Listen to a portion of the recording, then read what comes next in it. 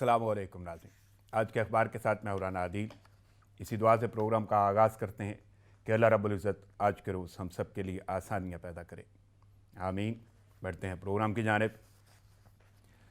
तहज़ीब को फरसूदा दलाइल से निकालो, मरते हुए लोगों को मसाइल से निकालो। तुम मुल्क खुदादाद का लूटा हुआ गुलशन अब जर्द मईशत के खसाइल से निकालो। खैरात पे जीना तो कोई जीना नहीं है, एक ताज़ा सहर अपने वसाइल से निकालो। कानून को नाफिज करो हर एक गली पर, तुम कातलों को अपने कबाइल से निकालो। मंसूर लुटेरों को सरेआम दो फांसी, अब देश करप्शन की शुमाइल से निकालो। नाज़रीन, मेरा मौजू तो है धांधली, जिसके पस पर्दा वो तमाम मसाइल हैं जिनका जिक्र मंसूर आफाक के इन अशार में किया गया है। महंगाई, करप्शन, गुर्बत, बहरान, हार और जीत, ये सब कुछ छुपा हुआ होता है धांधली के पीछे। किसी ने इलेक्शन में हार कर धांधली की बात की और हुकूमत पाई, किसी ने जीत को हार में बदलने पर इसका इस्तेमाल किया, और अगर कभी जुज़वी इंतखाब हुआ तो फिर इस लफ्ज़ का जादू सर चढ़ कर बोलता है, जैसा कि आजकल गिलगित बल्तिस्तान के इंतखाबात में हो रहा है। अब चलते हैं लफ्ज़ धांधली की जानिब, जो पहले मुल्की सतह पर मकबूल था लेकिन अब बैनुल अक़वामी शोहरत पकड़ रहा है।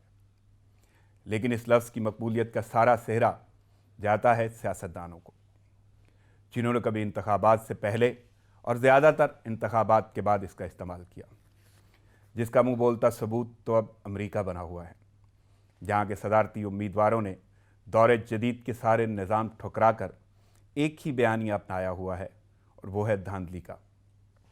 कभी इस पर ट्वीट किया जाता है तो कभी कॉन्फ्रेंस, और कभी कभी तो बाकायदा और बाज़ाब्ता खिताब का सहारा लिया जा रहा है। अब दौरे हाज़िर की जिद्दत में धांधली की शिद्दत क्या असरात रखती है, सुपर पावर के बासी इसके शिद्दत से मुंतज़िर हैं। अब तो जिद्दत और शिद्दत के इस इम्तजाज में मुज़ाहिरों की हिद्दत भी अपना किरदार अदा करती नज़र आ रही है। यहाँ फिर यही कहूँगा कि जब धांधली का लफ्ज़ मैदान में लाया जाता है तो ये बहुत सारे जवाज़ों का सबब बन जाता है।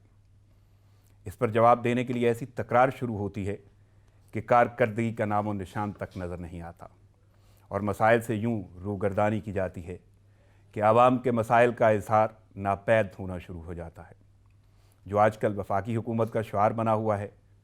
लेकिन हमने मुल्क के तमाम अदवार में यही रवैये देखे, जिनका जिक्र मंसूर आफाक अपने अल्फाज में कुछ यूँ करते हैं।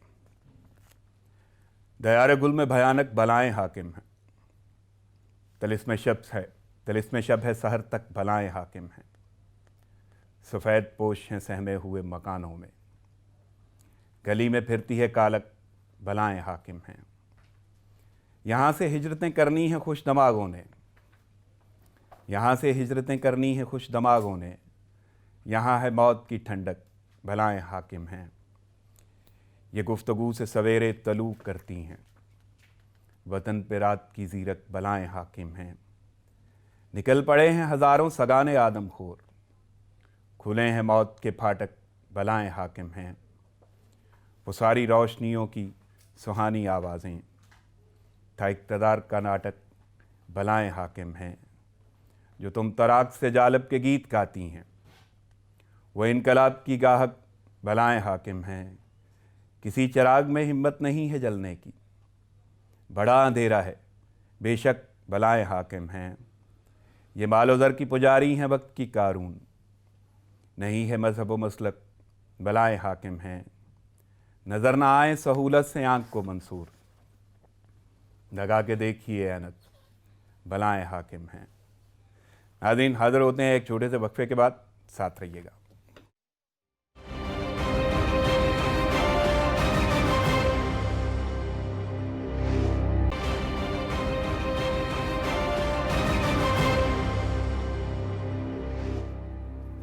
वेलकम बैक नाज़रीन। खबरों और तेज़ियों का सिलसिला शुरू करते हैं, लेकिन उससे पहले मैं अपने मेहमानों का तारुफ आपके सामने रख दूँ। میرے ساتھ اس وقت اسٹوڈیو میں دو شخصیات موجود ہیں اور دونوں شخصیات بہت ہمہ جہت ہیں، بہت سارے ٹائٹلز ان کی ذات کے ساتھ جڑے ہوئے ہیں، لیکن میں اکتفا کروں گا محدود تعارف پہ۔ سب سے پہلے میں تعارف کراتا ہوں، میرے ساتھ موجود ہیں موٹیویشنل اسپیکر اور تجزیہ کار محترم جناب تصدق گیلانی صاحب۔ السلام علیکم گیلانی صاحب۔ وعلیکم السلام۔ اور ان کے ساتھ میرے ساتھ موجود ہیں تجزیہ کار محترم جناب لیفٹیننٹ کرنل ریٹائرڈ شباب خان صاحب۔ السلام علیکم خان صاحب۔ وعلیکم السلام۔ دونوں شخصیات کی آمد کا بہت شکریہ، مصروفیت کے باوجود آپ نے وقت نکالا، پروگرام میں شرکت کی، تھینکس الاٹ۔ چلتے ہیں اخبارات کی جانب، اور اخبارات میں جو لیڈنگ سٹوری ہے، جو اخبارات کی زینت بنی، وہ ہے وزیر اعظم عمران خان کا بیان، اور وہ واضح طور پہ کہتے ہیں کہ چوروں کے ٹولے کو معافی نہیں ملے گی، اور ساتھ میں انہوں نے واضح طور پہ بولا ہے نواز شریف قوم کا سب سے بڑا دشمن، اور پی ڈی ایم سرگرمیاں جو ہیں سیاسی ڈرامہ انہوں نے قرار دی ہیں۔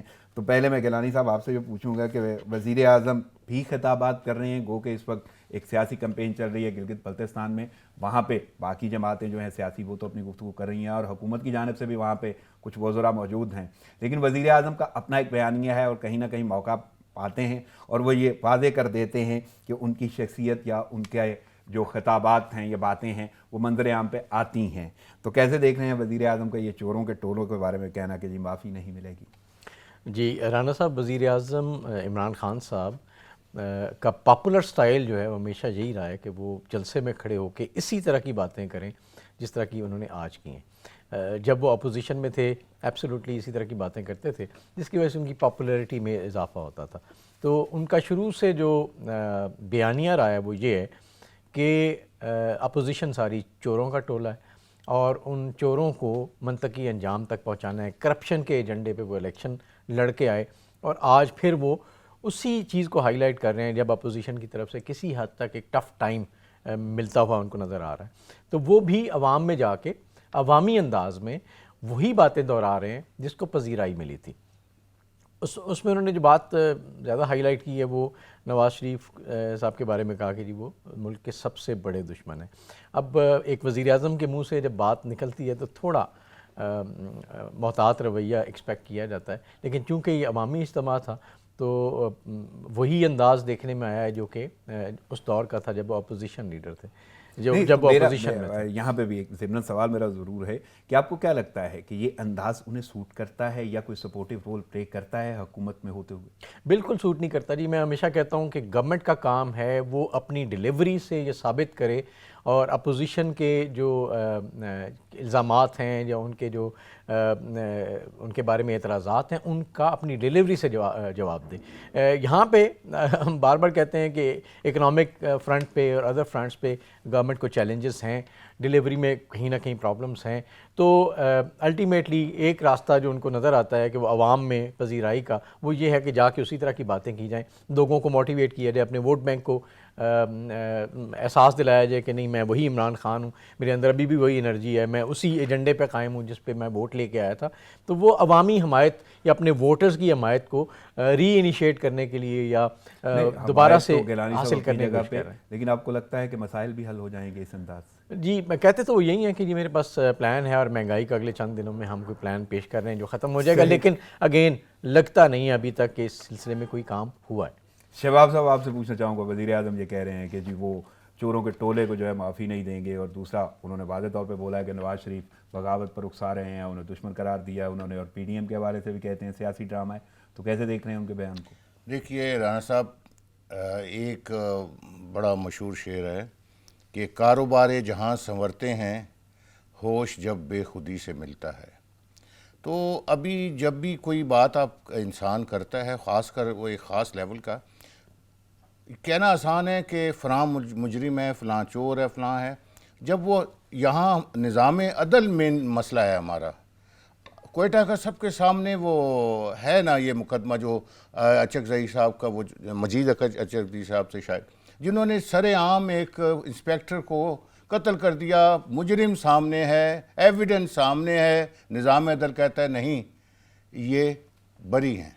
تو جہاں ایسا نظام عدل ہو، آپ جتنے مرضی چوروں کو پکڑ لائیں وہ دوسرے دن ضمانت پہ رہا ہو جائیں گے۔ شباب صاحب، تو پہلی بات تو یہ کہ عدلیہ پہ قدغن نہیں ہے، میں اس کی تفصیل میں تو نہیں جاؤں گا، لیکن آپ کو کیا لگتا ہے کہ وزیر اعظم نے جو رویہ یا انداز اپنایا ہوا ہے، تو یہ مسائل جتنے بھی، اس سے بھی بڑھ کے اگر میں جملہ استعمال کروں، کیونکہ عام آدمی کے لیے تو مہنگائی بڑی عذاب بن چکی ہے، تو آپ کو لگتا ہے وزیر اعظم کا یہ انداز جو ہے وہ یا یہ باتیں جو ہیں ان مسائل کے حوالے سے سوٹ کرتی ہیں، عوام سننا چاہتی ہے یا اپنے مسائل کا حل چاہتی ہے؟ دیکھیے رانا صاحب، بات یہ ہے کہ یہ جو لفاظی ہے اس کا وقتی طور پہ بظاہر ایک تاثر تو ایسا جاتا ہے جیسے میں چھوڑوں گا نہیں، لیکن 2.5 سال تک اگر آپ ایک ہی بات کریں، آپ نے ایکچوئل کیا اقدامات کیے ہیں؟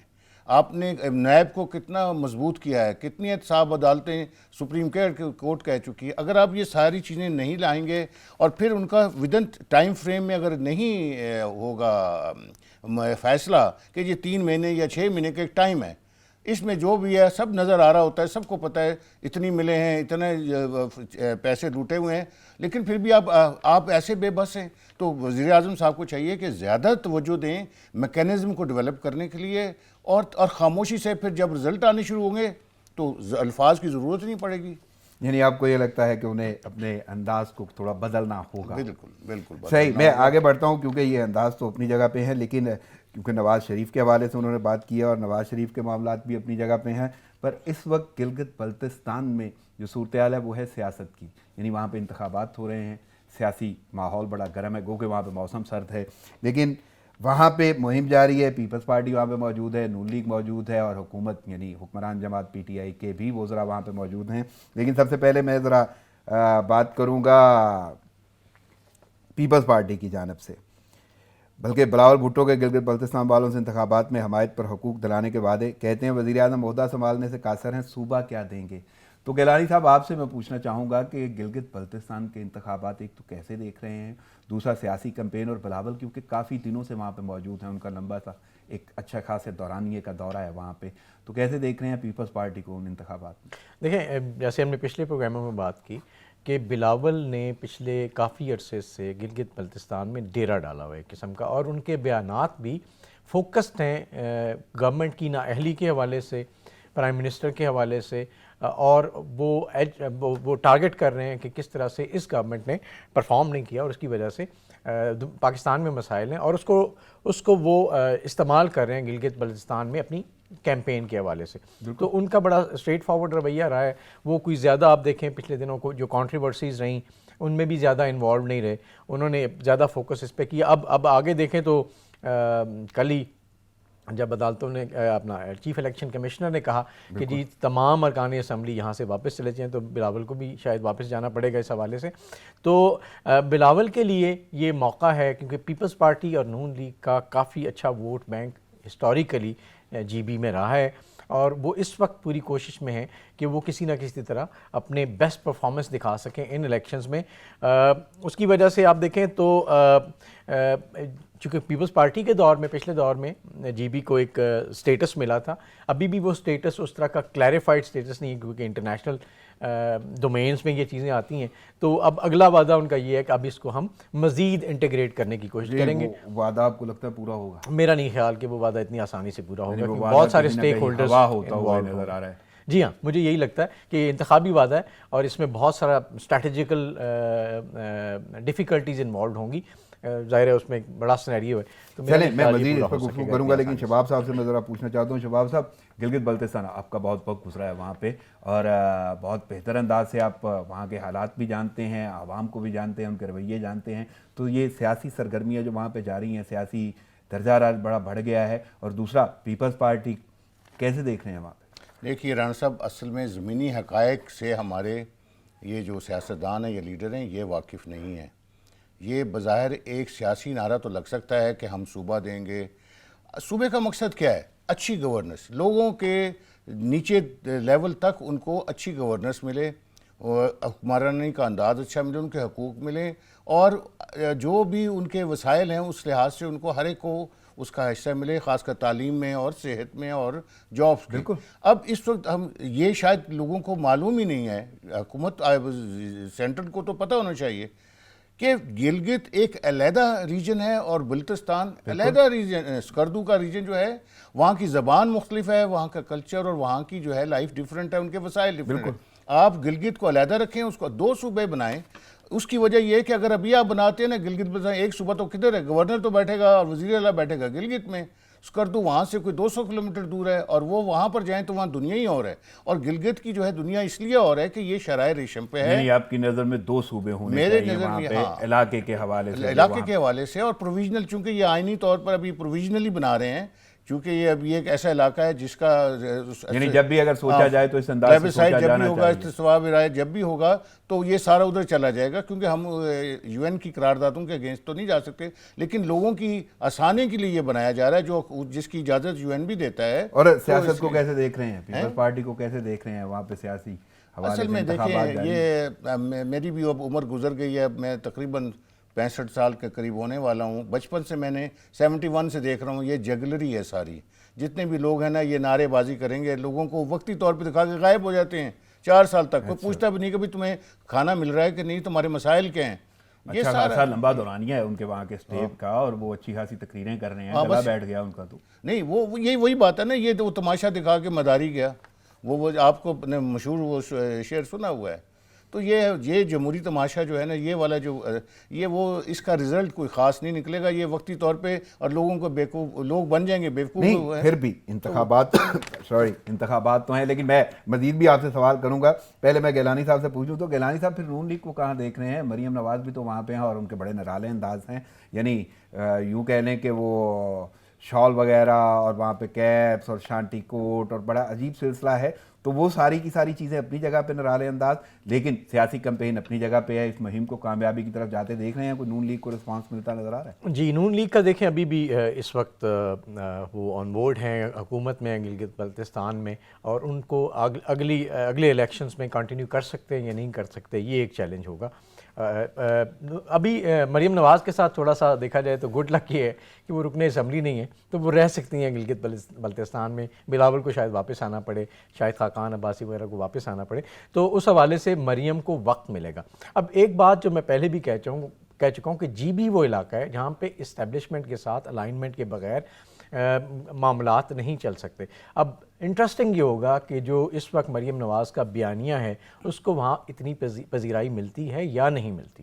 ووٹ بینک ان کا ڈیفینیٹلی ہے، لیکن یہ ایک انٹرسٹنگ سچویشن ہوگی۔ بلاول اپنا کام کر کے اب واپس جا رہے ہیں وہاں پہ، ظاہر ہے اگر آخر تک رہتے تو شاید تھوڑا سا اور ان کو موقع مل جاتا، مریم کو موقع ملے گا، تو مریم کو موقع ملنے کے حوالے سے نون لیگ کے چانسز تھوڑے سے بڑھتے نظر آ رہے ہیں۔ لیکن دوسری طرف جو میں نے کہا کہ وہاں پہ جو انٹرسٹنگ سچویشن ہے اس وقت کی نزاکت کے حوالے سے، وہ دیکھنا بڑا ضروری ہوگا۔ لیکن تاریخ تو ان کی بتاتی ہے کہ جو بھی وفاق میں ہوتی ہے حکومت تو وہ کامیاب نظر آتی ہے، لیکن لیٹس سی کیا ہوتا ہے۔ تو شباب صاحب آپ کیسے دیکھ رہے ہیں کہ کون سی جماعت جیتتی ہوئی نظر آ رہی ہے انتخابات میں؟ اصل میں ابھی جلسے جب دیکھیں آپ ٹی وی پہ جیسے نظر آ رہے ہیں، وہ تمام پارٹیوں کے بھرپور ہیں، پیپلز پارٹی کے بھی بھرپور ہیں، اور ابھی مریم صاحبہ کا بھی کافی بھرپور ہیں، تو اس وقت کہنا بڑا مشکل ہے کہ کون کس طرف لے جائے گا۔ صحیح، یعنی ابھی تک آپ یہ یقین سے کچھ نہیں کہہ سکتے کہ کون کس طرف جاتا ہوا نظر آ رہا ہے۔ چلیں میں آپ سے تو ایک اہم سوال یہ پوچھوں گا، کیونکہ کل انہوں نے BBC انٹرویو دیا ہے بلاول بھٹو نے، اور اس میں بات کی ہے نواز شریف کے حوالے سے کہ انہوں نے جو فوج کے خلاف باتیں کی ہیں، تو ان کا یہ کہنا ہے کہ فوجی قیادت کا نام لینا نواز شریف کا ذاتی فیصلہ ہے، ثبوت کا انتظار ہے انہیں بلاول کو۔ تو میں شباب صاحب آپ سے جاننا چاہوں گا کہ کیسے دیکھ رہے ہیں، تو اب پھر یہ سیاسی اتحاد جو PDM کا ہے وہ بھی آپ کو ٹوٹتا ہوا نظر نہیں آ رہا؟ دیکھیے، یہ وہ کہتے ہیں کہ ہمیں جو ملنا تھا اور ہم نے جو حاصل کرنا تھا، ہماری ایک اسٹریٹجی تھی، وہ ہم نے اپنائی، اور آپ ہمارے ٹریپ میں آ گئے، ہمیں جو ملنا تھا ہم لے کے اب جا رہے ہیں۔ شباب صاحب میں گفتگو یہیں سے جاری کروں گا، لیکن یہاں پہ مجھے ایک چھوٹا سا وقفہ لینا ہوگا۔ ناظرین پروگرام جاری ہے، لیتے ہیں ایک شارٹ بریک، ساتھ رہیے گا۔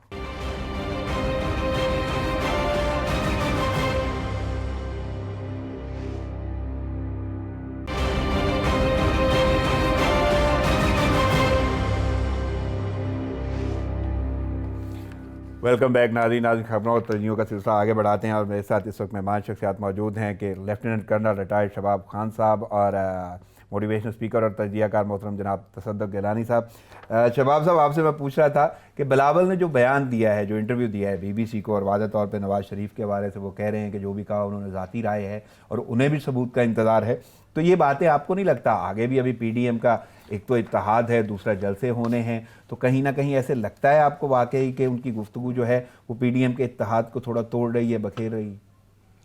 میری نظر میں تو یہ ایسے لگتا ہے جیسے بلاول صاحب نے نا کلاڑی نون لیگ کے پاؤں پہ مار دی ہے. نارملی تو لوگ اپنے پاؤں پہ مارتے ہیں لیکن یہ ان کے پاؤں پہ, اور مجھے یہ محسوس ہو رہا ہے کہ اب ان کے فاصلے بڑھنے شروع ہو جائیں گے. شروع میں اب دلوں میں قدورت تو اب پیدا ہو گئی ہے اس بیان کے بعد.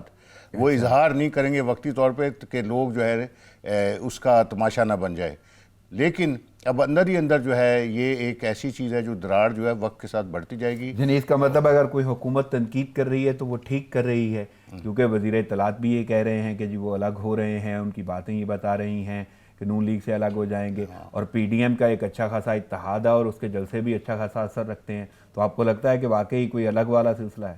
دیکھیں رانا صاحب, جو عوام ہے نا وہ یہ آج کل کے میڈیا کے اس دور میں سوشل میڈیا پلس یہ الیکٹرانک اینڈ پرنٹ تو شاید بہت کم اب لوگ دیکھتے, تو یہ باتیں بڑی تیزی سے پھیل جاتی ہیں. اور ایک عام آدمی بھی جو ہے نا جب یہ سنتا ہے تو وہ اس کو محسوس ہو جاتا ہے کہ کیا ہونے والا ہے. تو یہ جملہ کسی گھر میں بھی میں بیوی میں اس طرح کی کوئی بات ہو جائے تو پتہ چل جاتا ہے کہ ان میں نا اتفاقی ہو گئی ہے. تو یہ نا اتفاقی کی بنیاد رکھی گئی ہے اس بیان. اور آپ کو لگتا ہے کہ عوام اس نا اتفاقی کو مان لے گی؟ ہاں, میں اس کو جو ہے نا محسوس کر رہا ہوں, اور لوگوں کو محسوس ہو گیا ہے کہ یہ جو ہے نا ایک وقتی ایک اتحاد ہے, اس کا آگے جو ہے سالڈ کوئی اینڈ نہیں کہ یہ آخر تک ساتھ چلیں گے اور قوم کو لے کے جائیں گے آگے. نہیں, یہ وقتی طور پہ مفاد حاصل کے بعد یہ بکھر جائیں گے سارے. صحیح. گیلانی صاحب آپ کیسے دیکھ رہے ہیں جی بلاول بھٹو کا یہ انٹرویو, اور واضح طور پہ ان کا یہ کہنا ہے کہ جو نواز شریف نے کہا ہے ان کی اپنی ذاتی رائے ہے اور انہیں بھی انتظار ہے ثبوت کا؟ دیکھیں بلاول بھٹو کے سٹیکس ڈیفرنٹ ہیں. ان کا سندھ میں گورنمنٹ ہے ان کے پاس, جی بی میں اس وقت وہ بڑے فوکسڈ ہیں, تو ان کے سٹیکس ڈیفرنٹ ہیں. انہوں نے مثلا اپنی جان بھی چھڑائی ہے اس طرح کی بات کر کے, کیونکہ یہ ایک نواز شریف صاحب کا جو بیانی ہے وہ اتنا آسان نہیں ہے. اس ملک کی تاریخ کو اگر دیکھا جائے تو بائی نیم اگر آپ کچھ لوگوں کو آئیڈینٹیفائی کر رہے ہیں تو ایسے نہیں ہوتا کہ کسی ایک بندے یا کسی ایک شخصیت کی وجہ سے اسٹیبلشمنٹ کی اسٹریٹجیز بنتی ہیں. وہ اسٹیبلشمنٹ پھر وہ پی ڈی ایم کا اتحاد. جی ہاں, تو اس میں دیکھیں بلاول کو سندھ گورنمنٹ بھی مینٹین کرنی ہے, گلگت بلتستان بھی فوکس کرنا ہے. اب اگر ہسٹری آپ دیکھیں تو جب ہم پہلے بات کی بلوچستان کے الیکشنز ہوں, سینٹ کے الیکشنز ہوں, تو آپ کو لاسٹ مومنٹ پہ پیپلز پارٹی وہاں سے اترتی ہوئی نظر آتی ہے. یہ اتحاد جو ہوتے ہیں نا جی بڑی پارٹیوں کے بیچ, نون لیگ ہے, پیپلز پارٹی ہے, یہ اتحاد کوئی لانگ ٹرم نہیں اس لیے نہیں ہوتے کہ وہ اس وقت ایک ایجنڈا ایک ایشو پہ متفق ہیں کہ کرنٹ گورنمنٹ جو ہے اس کو کس طرح سے انہوں نے مینیج کرنا ہے. لیکن اس کے بعد ان کی اپنی اپنی شناخت ہے. انہوں نے اپنے اپنے صوبے میں اور نیشنل لیول پہ پراپر الیکشن لڑ کے اپنے لیے ایک جگہ سپیس کریٹ کرنی ہے.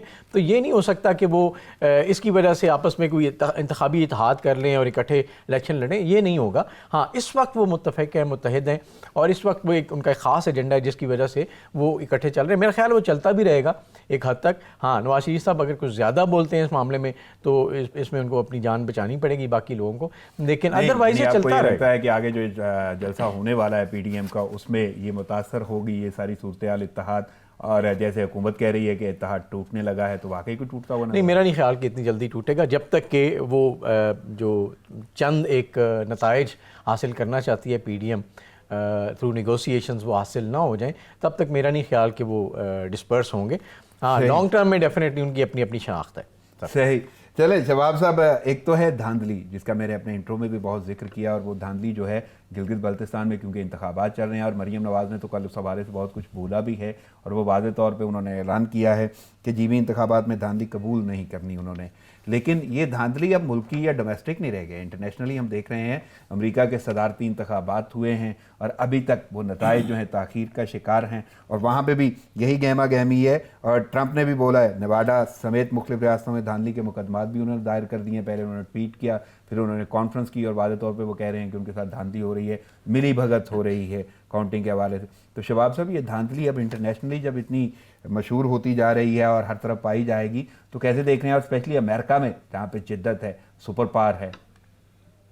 رانا صاحب, بات یہ ہے کہ یہ جو جمہوری نظام اس وقت جو دنیا میں رائج ہے, ہر ملک میں ایک ہی چیز سامنے آتی ہے کہ ایک بندے نے جیتنا ہے, دوسرے نے ہارنا ہے. تو جب وہ ہارنے والا ہے اس کے ووٹر جو ہے وہ مایوس ہو جاتے ہیں کہ ہماری رائے تو ختم ہو رہا, 5 سال یا 4 سال کے لیے ہم جو ہیں صرف اب بیٹھے رہیں گے اور ہم ان کو دیکھتے رہیں گے اور وہ ہمارے سینے پر مونگ ڈلتے رہیں گے. لیکن اب اس کا یہ ساری چیزیں وقت کے ساتھ آگے بڑھ رہی ہیں. کہتے ہیں نا آئین نو سے ڈرنا طرز کون پہ اڑنا منزل کٹھن یہی ہے قوموں کی زندگی میں. ابھی آپ امریکہ کو دیکھیں کہ کتنے عرصے 100 200 150 سال سے زیادہ کی ہے جمہوریت ہے. تو اب ان کا جو نظام انہوں نے اس وقت بنایا تھا نا, جیسے ابھی پہلے بھی آپ نے بات کرتے ہیں, وقت کے ساتھ دور جدید کی چیزوں کے اس کے ڈفرینٹ اس کا ہو جاتا ہے مسائل کا حل جو ہے. تو وقت کے ساتھ جو تجربہ ہے ان کا الیکٹورل کالج کا جو یہ سسٹم تھا جو ابھی تک چل رہا تھا, اب وہ وقت آ رہا ہے جہاں پر وہ دھڑام سے گر جائے گا. آپ یہ دیکھیں کہ یہ 15 مطلب کروڑ ووٹ ڈلا ہے. بالکل, وہ ارلی ووٹنگ میں سارا ٹوٹل جو ہے نا 150 ملین. اب یہ دیکھیں کہ اس میں سے اگر فرض کریں 7 کروڑ اور 60 لاکھ لیڈنگ پرسن لے جاتا ہے, اور اس کے بعد جو نمبر 2 ہے وہ 7 کروڑ اور 40 لاکھ لے جاتا ہے, تو آپ اندازہ لگائیں 20 لاکھ والا تو بن جائے گا صدر. لیکن یہ الیکٹورل کالج کا ان کا جو سسٹم ہے یہ تو 300 سال سے چل رہا ہے. نہیں یہی نا, تو وقت کے ساتھ اب ہونا کیا چاہیے دنیا بھر میں, بلکہ داندھی سے نجات کا حل جو یہ ہے, میں وہ جو بات کر رہا تھا کہ دانش گاہ پاکستان جو تھنک ٹینک ہم نے بنایا ہے, تو اس کی روشنی میں ایک تھوڑا سا ڈالوں گا اس پہ روشنی, کہ اب وقت آ گیا ہے کہ دنیا میں یہ سوچ آنی چاہیے کہ بے شک الیکشن سے پہلے ہم ریس لگائیں گے, جو جیسے نمبر 1 آیا وہ پریزیڈنٹ بن جائے گا, جو نمبر 2 ہے وہ وائس پریزیڈنٹ بن جائے. اسی طرح جو کابینہ ہے سیکرٹری آف اسٹیٹ جو ہیں یا وزیر جسے کہہ لیں, وہ نمبر 1 کے ہو جائیں, اور ڈپٹی سیکرٹریز یا ڈپٹی وزیر جو ہیں نمبر 2 کے. اس سے کیا ہوگا کہ سب پوری قوم 15 کروڑ کے 15 کروڑ جو ہے نا اب الیکشن کے بعد اکٹھے ہو جائیں گے اور مل کر جو ہے ملک کو چلائیں گے. آپ کو یہ لگتا ہے کہ امریکہ کا جو نظام ہے اسپیشلی یہ انتخابی حوالے سے, تو وہ کہیں نہ کہیں آپ کو نظر آتا ہے کہ فرسودہ ہو رہا ہے یا اس قابل نہیں ہے کہ وہ اس دور میں چلے گا ساتھ, یا جو ٹرمپ کہہ رہے ہیں وہ صحیح ہے؟ نہیں دیکھیے جی, نہ صرف وہاں بلکہ ہمارے ملک میں بھی یہی دھاندلی اسی وجہ سے کہلاتی ہے. اگر دونوں کو پتا ہو کہ ہم پورے کے پورے, جیسے فرانس کا ہے, فرانس میں متناسب نمائندگی کا سسٹم ہے, یعنی تمام کے تمام لوگ جو ہے نا وہ اسمبلی میں آ جاتے ہیں, کوئی پارٹی رہ نہیں جاتی. یعنی کچھ ایسا سسٹم آپ کو یہ کی نظر میں ہونا چاہیے. ایک اصول ہے. گیلانی صاحب, آپ پھر کیسے دیکھ رہے ہیں, آخر امریکہ کا صدارتی انتخاب جو ہے وہ اس کے نتائج تاخیر کا شکار ہو گئے, اور ٹرمپ واضح طور پہ کہہ رہے ہیں, اور جو بائیڈن جو ہے وہ بھی یہ ویٹ کر رہے ہیں, اور وہ الگ سے اپنے خطابات میں صبر کا کہہ رہے ہیں اپنے ووٹرز کو. تو ساری صورتحال کو کیسے دیکھ رہے ہیں, اسپیشلی دھاندلی کا لفظ وہاں پہ استعمال ہو چکا. دیکھیں جی, پریزیڈنٹ ڈونلڈ ٹرمپ سے پہلے امریکہ کا ایک پولیٹیکل کلچر بہت مختلف تھا. وہاں پہ آپ دیکھیں تو بڑے سیزنڈ اور بڑا ایک خاص پروفائل میں پریزیڈنٹ کے سلیکشن کے بعد سارے لوگ اس رزلٹ کو تقسیم کرتے تھے, مبارکبادیں دیتے تھے, اور آگے 5 سال انتظار کرتے تھے. ڈونلڈ ٹرمپ کے آنے پہ جو سلسلہ شروع ہوا ایک احتجاج کا, اور اس کے بعد ڈونلڈ ٹرمپ کی جو شخصیت ہے اس نے کافی چیلنجز کریٹ کیے امریکہ کے حوالے سے, جو پرسیپشن تھی دنیا میں اس حوالے سے. تو ابھی جو یہ الیکشن ہے یہ بالکل منفرد ہے, یعنی اتنا شاید بہت کم, شاید بش کے دور میں فلوریڈا میں ایک اس طرح کے تنازع دیکھنے میں آئے تھے, لیکن اب اتنا زیادہ اس کا امپیکٹ اور اس کا سکیل بڑھ چکا ہے کہ کسی حد تک ڈاؤٹ فل سچویشن بن گئی ہے. ابھی بھی ڈونلڈ ٹرمپ نے جو انتخابی عذرداری دائر کی تھی عدالتوں میں, دو تو ان کی ریجیکٹ ہو چکی ہیں. بالکل, تو بڑا انٹرسٹنگ ہوگا دیکھنا کہ ابھی جو بائیڈن جو بظاہر اس وقت لیڈ کرتے ہوئے نظر آ رہے ہیں, اور ڈونلڈ ٹرمپ اگر خدا نخواستہ اس ساری سچویشن کو دھاندلی قرار دیتے ہیں, تو پھر ایک وہی سلسلہ مجھے نظر آ رہا ہے جو پچھلے الیکشنز کے بعد ایک سلسلہ چلا تھا احتجاج کا اور مظاہروں کا. تو میرا نہیں خیال امریکہ کے لیے یا مہذب دنیا کے لیے وہ کوئی اچھی مثال ہوگی. تو ان کا جو اپنا کلچر ہے اس کو مینٹین کرنا چاہیے. کلچر اپنی جگہ پہ ہے, لیکن جتنی جدت ہے, جدید دور ہے, سپر پاور ہے امریکہ کے, اگر نظام پہ کوئی اعتراض آ جاتا ہے تو پھر بہت ساری چیزیں جو ہیں ان میں اختلاف پیدا ہو جائے گا. تو آپ کو یہ لگتا ہے کہ اگر ٹرمپ یہ کہہ رہے ہیں تو واقعی دھاندلی کا کوئی کانسیپٹ ہے یا وہ صرف الزام تراشی؟ جی, Donald Trump is very outspoken person. اب ان کے پاس کیا ثبوت ہوں گے اس کو ثابت کرنے کے لیے تو وہ ایک علیحدہ سوال ہے, لیکن اب کوئی یہ بھی نہیں کہہ سکتا کہ ان الیکشنز میں امریکہ کا ہاتھ ہے. وہ امریکہ میں خود ہو رہے ہیں, تو اس حوالے سے اس میں جو امریکہ کا ہی ہاتھ ہوگا, جو ان کا سسٹم اگر جواب دیتا ہے تو امریکہ کی جدت ہی جواب دے گی. لیکن میرا خیال ہے کہ اس کو مینیج کر لیا جائے گا. ایک حد تک یہ معاملات چلیں گے، لیکن الٹیمیٹلی میرا خیال ہے بڑے میچورڈ ادارے ہیں ان کے، وہ اس چیز کو ہینڈل کر لیں گے اور کچھ عرصے کے ایک ٹرموائل شاید نظر آئے، لیکن اس کے بعد اسٹیبلٹی نظر آنا شروع ہو جائے گی۔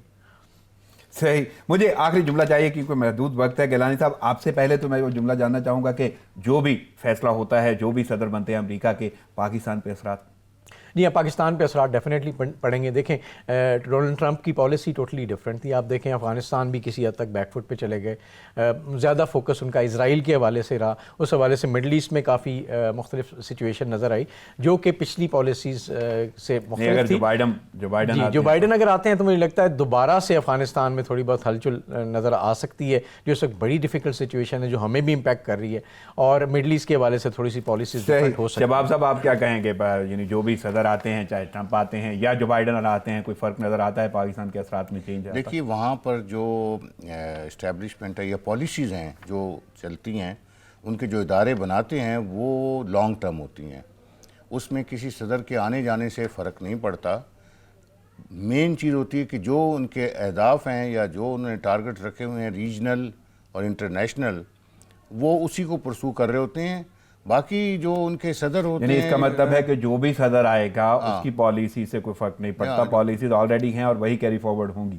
بالکل، جیسے اب پاکستان سی پیک کے حوالے سے ان کی پالیسی میں چینج نہیں آ سکتی، جو مرضی صدر آ جائے، جو ان کے اسٹیبلشمنٹ نے یا ان کے جو تھنک ٹینکس نے، اداروں نے جو پالیسی بنائی ہے، جو ڈیفائن کیا جو ڈیفائنڈ ہے، وہ اس کو کوئی نہیں چینج کرے گا۔ ہاں یہ ہے کہ انداز بدل جائے گا، کوئی پیار سے بات کرتا ہے، کوئی دھمکی سے کرتا ہے، بس صحیح۔ وقت کی قلت کے بعد مجھے اجازت لینا ہوگی۔ آپ کی دونوں شخصیات کا ریٹائرڈ لیفٹیننٹ کرنل ریٹائرڈ شباب خان صاحب، آپ کی آمد، اور تصدق گیلانی صاحب، آپ کی آمد کا بہت شکریہ۔